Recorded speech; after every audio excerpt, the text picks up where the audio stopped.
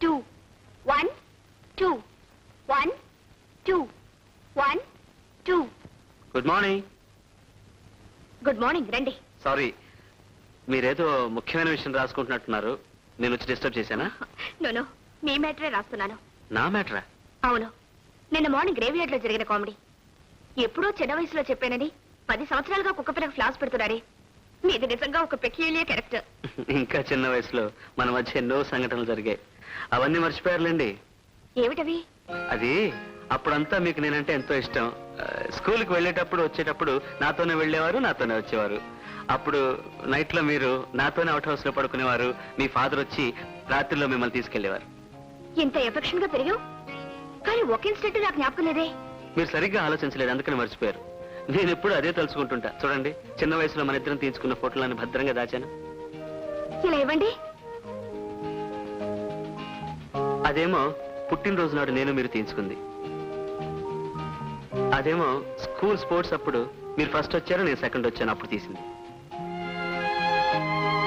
అదేమో స్కూల్ డ్రామాలో నేను మీరు కలిసి నటించాం కదా, అప్పుడు తీసింది.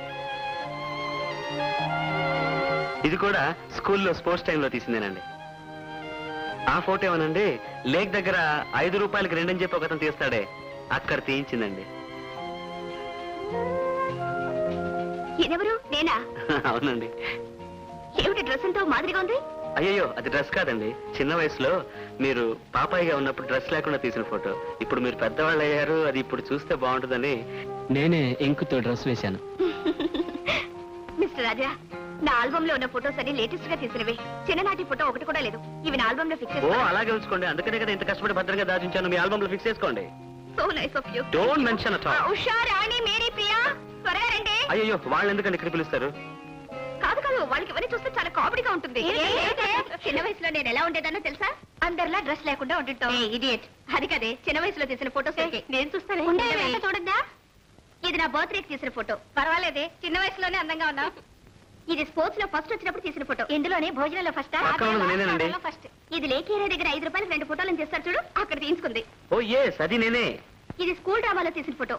నువ్వు యాక్ట్ చేసావా? చూడవే, చాలా అందంగా ఉన్నాను కదా. ఇది కూడా స్పోర్ట్స్ లో తీసిందే. అందులో సెకండ్ వచ్చింది నేనే.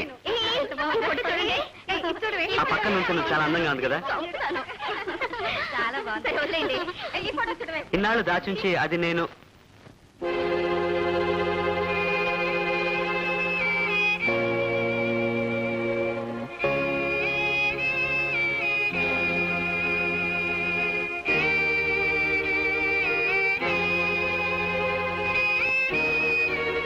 తీసుకోండి మిస్ రాజా.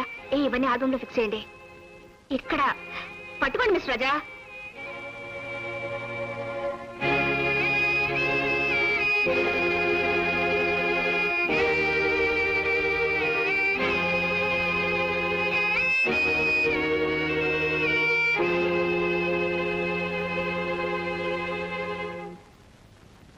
స్లో మెల్లిగా, స్క్రాచెస్ పడకూడదు. మెల్లిగా నిదానంగా చేసండి. ఏమిట్రా ఇది? కొత్తవి అంతలోనే ఇంత డస్ట్? ఓ రా my son, please more not furniture. అన్ని సరికొత్తవి. బాగున్నాయా సామాన్లు? ఇవన్నీ ఎవరివి? ఎవరివే? నాటి బాయ్, నీ భవిష్యత్తు కోసం 7,000 రూపాయలు విసిరి కొట్టి సరికొత్తవి కొనుక్కొచ్చాను మై సన్. వెళ్ళకూడవా? ఇవన్నీ కొనడానికి నీకు ఎక్కడికి డబ్బు? ఇంకా చిన్నపిల్లలా ఉన్నవే, మనలో 1,00,000 కోణాలు ఉండొచ్చు. అవన్నీ లారీ డ్రైవర్ క్లీనర్ వేల ముందు మాట్లాడడం తప్పు కదా. అదంతా అనవసరం. నీకు డబ్బు ఎక్కడ? ముందు చెప్పు. చెప్తా, లోపలికి వెళ్ళి వివరంగా చెప్తాను. ముందు వాళ్ళ అకౌంట్ ఫినిష్ చేసి పంపించేద్దాం. ఓకే? ఏం మ్యాన్, ఆ లారీ బరువు, ఇతని కూలి, డీజిల్ కూలి టోటల్ ఎంత? 175 రూపాయలు. 175. కొంచెం ఎక్కువ కదా? లేదు సార్, డీజిల్ మీద ఇది కూడా ఏదంటే గిట్టుబాటు కాదు. ఎస్ ధరలు మండిపోతున్నాయి. పాపం పేదవాళ్ళు మీరేం చేయగలరు? ఇందులో 200 ఉన్నాయి, తీసుకో. సంతోషమేనా? చాలా సంతోషం. ఓకే. కమాన్ మై సన్, ఇంట్లోకి వెళ్ళి వివరంగా మాట్లాడదాం.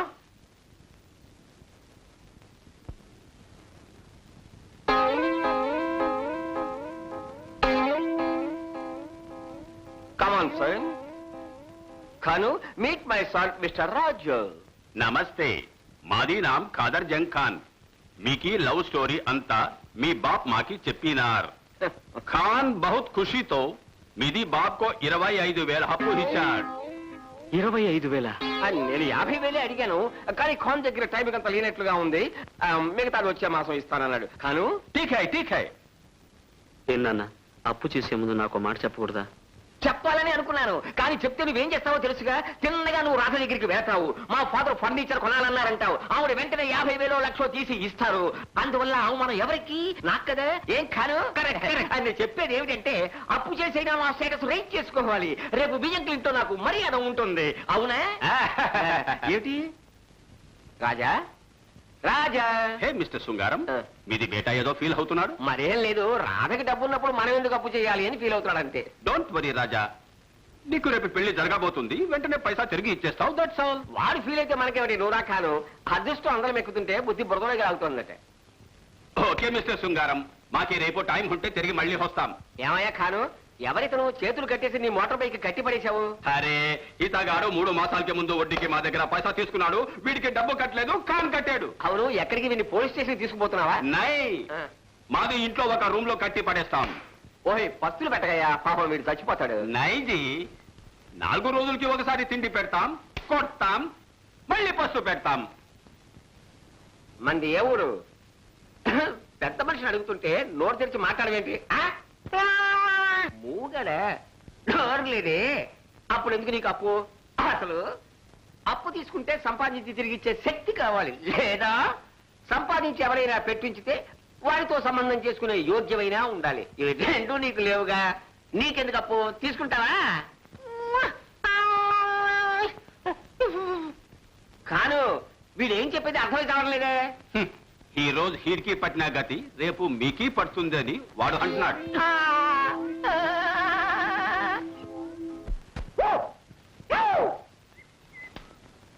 It must be like this. Come on.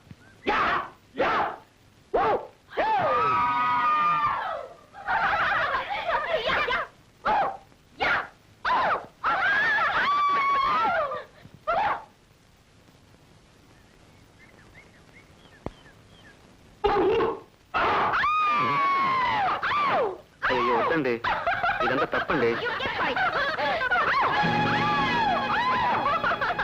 Master వెళ్ళమంటారా?